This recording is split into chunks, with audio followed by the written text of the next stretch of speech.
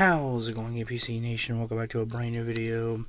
Welcome back to a new episode of Unknown History. Today we're doing President Calvin Coolidge. He was the 30th President of the United States.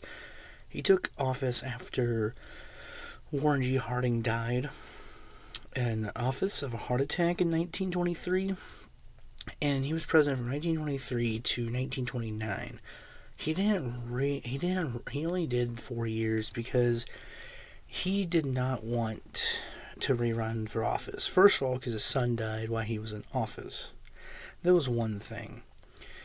And, that's the reason Franklin Pierce didn't want to run. Your child dies while you're, president of the United States. That's a lot of stuff to take in. So another thing was that he was called Silent Calvin Coolidge, because he barely talked to the press. He barely made speeches. He just did work. He just felt like he was like an older man that they just took off the street and was like, "You want to be vice president for Warren G. Harding? Okay." Fucking bitch. So that was basically Calvin Coolidge. He did his job and did his job well, and a lot of people blame him for the Great Depression because he didn't really change a lot. But the thing is, the reason Hoover is blamed for the Great Depression because he was president. But Calvin Coolidge, probably a good thing that he didn't run because he died in 1933. So if he was president in 1928 and then made it to 33 when he left, he would have died in office most likely. But they called him Silent Cow. A report actually happened that he was at a party, and one of the words that he said was no, and that was like one of the few words that he said. And interesting guy, because he comes from New Hampshire. Interesting president.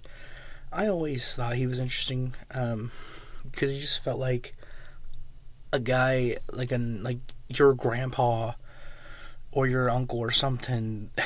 Just, he wasn't that old, like your dad, because he died at like 60. Your dad, and you just, and the government's like, "You want to be vice president?" And your dad's like, "Okay." Your dad barely talked, and basically that's how it felt like being Calvin Coolidge. Like, as Calvin Coolidge as president, it just felt like some dad that they took and was like, "President now."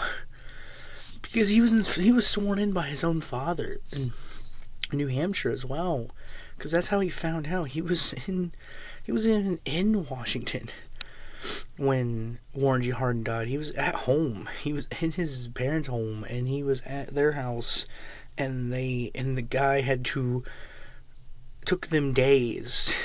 One of the advisors took them days to come from Washington D.C. to New Hampshire, and just to inform him and be like, "The president's dead.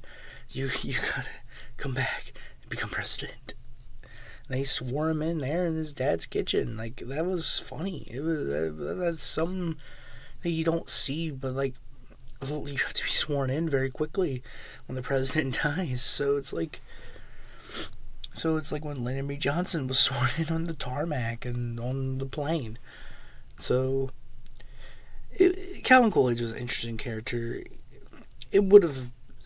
I think he would have been more blamed for the Great Depression if he stayed.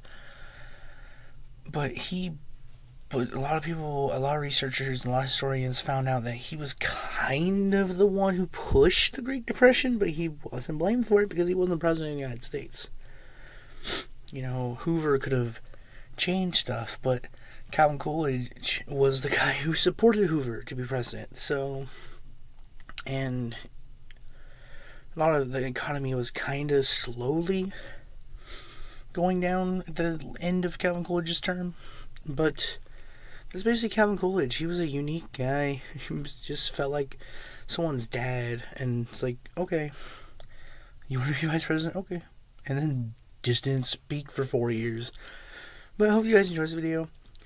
If you did, press the share button, press the like button, press the red shiny subscribe button, press the bell so you know every time I upload a video, and I'll see you guys in the next video. Goodbye.